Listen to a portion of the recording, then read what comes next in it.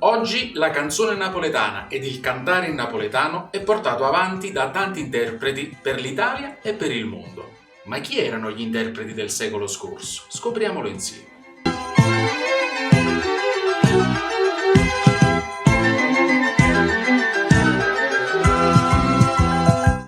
Salve a tutti! Con questa rubrica cercheremo di scoprire e riscoprire alcuni degli interpreti della canzone napoletana del Novecento.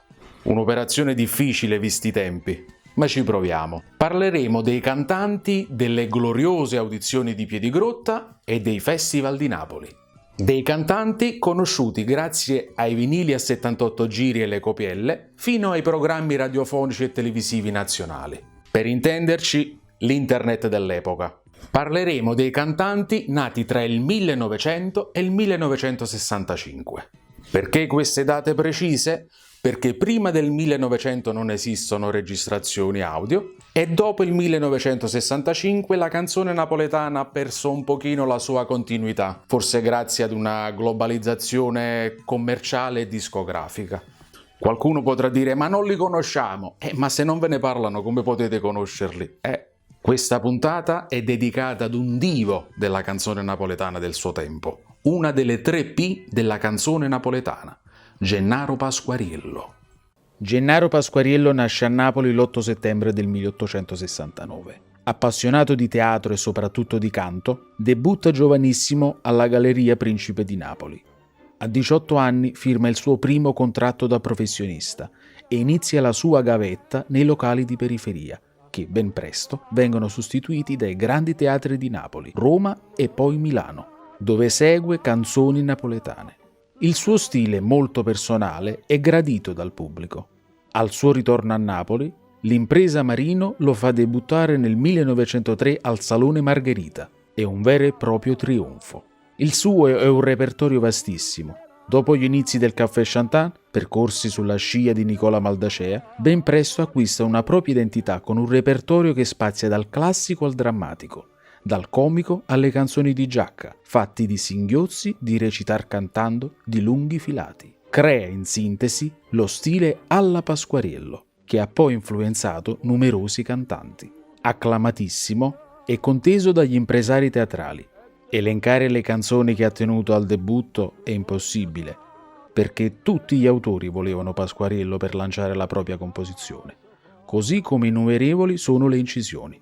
Le sue interpretazioni erano sinonimo di sicuro successo e questo lo sapevano bene anche gli autori. Il 29 marzo del 1909 firma un contratto molto vantaggioso con la Phonotype per incidere 24 brani.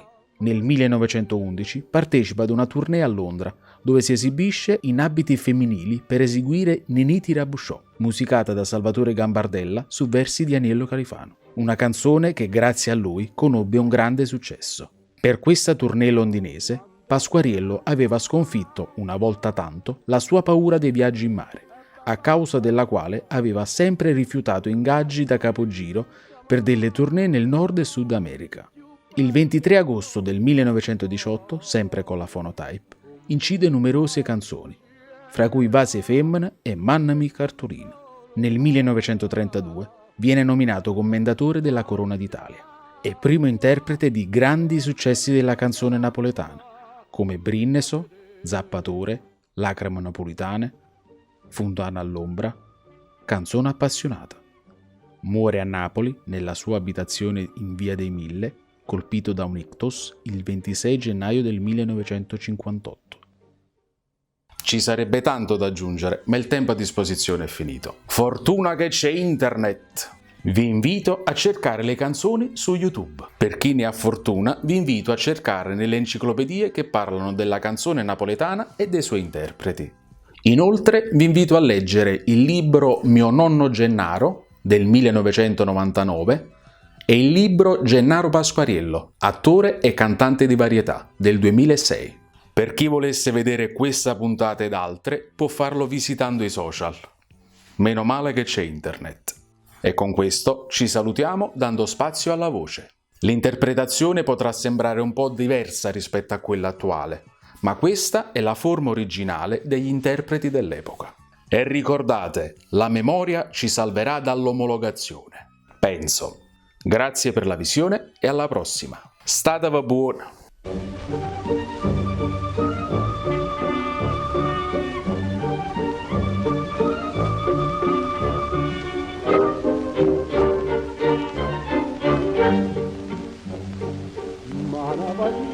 All'America la starumbana assai, ma ne voglio domani, ti posso incontrare più, ma voglio scuro c'era, tutte canzoni o mare, ma voglio scuro c'era, ma voglio scordare mamma, ma voglio scordare te.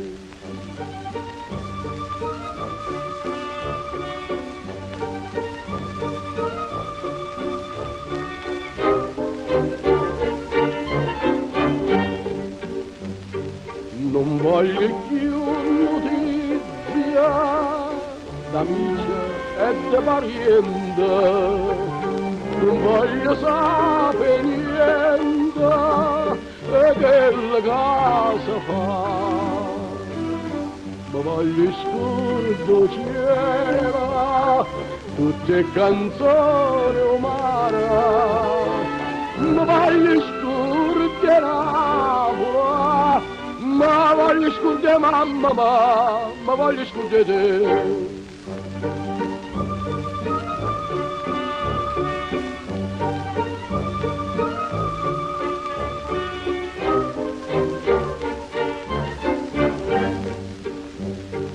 Ma quanto è bella l'amore, stanotte è bella assai, non l'ho vista mai, più belle come mamma. Come mi scordo c'era tutte canzoni umane, come mi scorderà, come mi scordi mamma, come mi scordi te.